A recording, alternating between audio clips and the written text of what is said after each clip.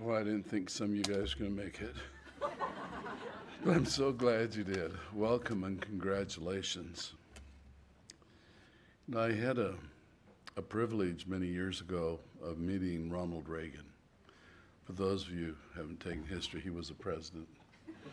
And a very, very special man. And I really enjoyed meeting him. The photograph of he and I together is one of my treasures. But he used to tell a story that I think would be inspirational to us today. He said that there was a family that had two children, two boys, but they were as opposite as they could be. One of these boys was what they called the eternal optimist. He was always just so positive about everything. And the other brother was the eternal pessimist. He was always really, really discouraged about things. So they called in this doctor to help them kind of, if we could take a little bit of this one, a little bit of this one, and mix them together, they'd both be perfect. And so the doctor said, well, I know what to do. Christmas is coming up. Let me tell you what to get them for Christmas presents. For the boy that's always so negative and such a pessimist, get him a whole room full of the most perfect, wonderful toys possible. That'll show that pessimist. That'll wake him up and make him grateful. And then for the guy that's just so optimistic about everything, give him a room clear full of horse manure. That'll settle him down for sure. So they did. And Christmas morning, the pessimist boy went in and saw this room full of these beautiful, shiny new toys. And they gave him a little while to kind of get full of gratitude. And then when he went in, he was just sitting there on the floor. What's the matter? And he said, well, I'm afraid if I play with these toys, they're going to break. So then they went into the room that was clear full of horse manure. They opened the door, and this kid was in there just digging in that manure like it was the end of the world. What are you doing? He says, with all this horse shit, there's got to be a pony in here somewhere. Well, you know, life has for you whatever you're really looking for in life. If you're looking for happiness, if you're looking for fulfillment, if you're looking to change the world for the better, you will. And I really hope that your education here at Acellus Academy has helped prepare you for that. I have Toby with his little, yeah, well, I got one of these. He doesn't have one of these. This is a pilot's license, and it's got my name on it, and on the back, it's got the Wright brothers. And this means I can fly an airplane. I'm pretty darn proud of it.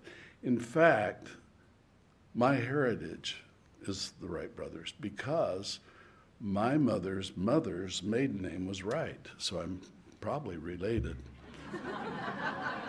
Maybe through Adam or something, but we're definitely related.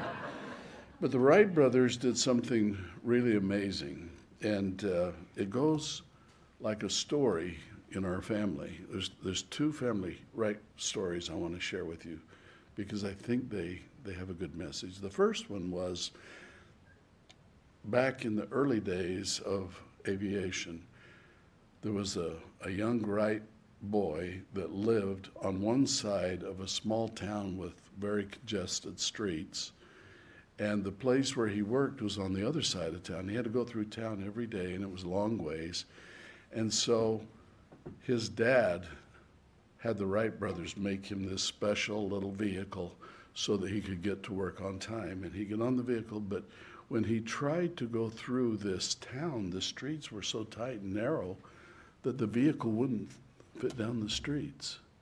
So he went to the hardware store and he got a chainsaw.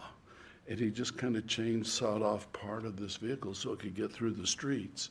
And when he came home that night, his dad said, well, what happened to the vehicle? And he said, well, it didn't fit through the narrow openings in the road, so I trimmed it down with the saw. And he said, you cut off the wings?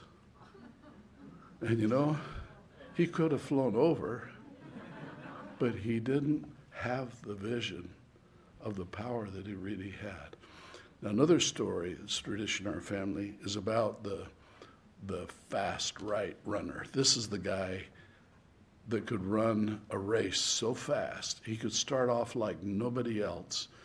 And so he went to the school competition, the race, and he got way ahead of everyone, but then his endurance started running out, and the guys caught up with him, and he barely made it across the finish line in first place, which sent him to the state competition. So now his father knew in state it's going to be a lot tougher than it was at our school. So he took his boy out, and he strapped a big boulder onto his left leg, on his ankle, and a big boulder on the right leg. And he said, okay, now go running. He said, I can't even walk. Why? But every day, his dad did the same thing he did, and his son said, this is just unreasonable.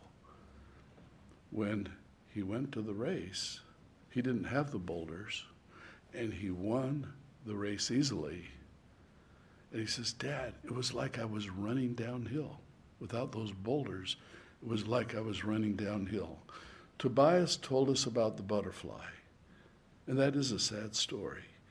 It didn't struggle, so it didn't get the fluid it needed to inflate its wings. My goal in Acellus Academy is to make it hard enough to inflate your wings, to prepare you for greatness, to prepare you for success. And that's really what I'm looking forward to seeing from all of you. Congratulations on making it through one of the toughest high schools in America on purpose. And may you now go out and show us that going through life for you, succeeding in everything you try to do, is kind of like running downhill. Thank you.